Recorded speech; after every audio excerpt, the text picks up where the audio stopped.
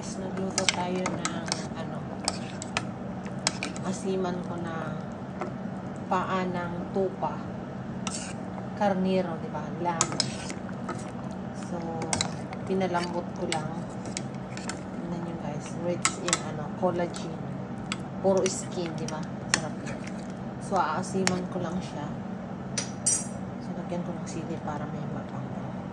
Tapos, aasiman ko siya ng calamansi mix. Ayan.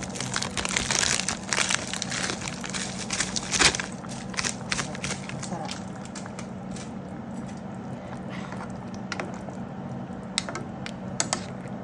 Diba? Masarap yan.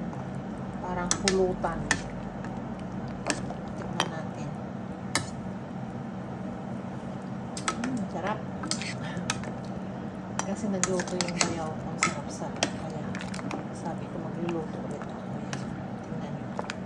Paa, diba? Parang kambing. Ayan. Kaya lang kanina pumunta ako sa Arab store. Walang kambing. It's only lamb. So, parang kambing naman yan. Lasang kambing din. Kaya lang mas mahal yata. Kasi mas mahal sa lang pa. Sa paano. Ayan o. Tingnan nyo guys o. Tanggal na sa buto.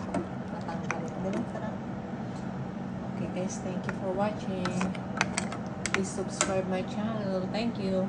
Good morning. Kasi 1:02 na yata ng madaling araw. Bye.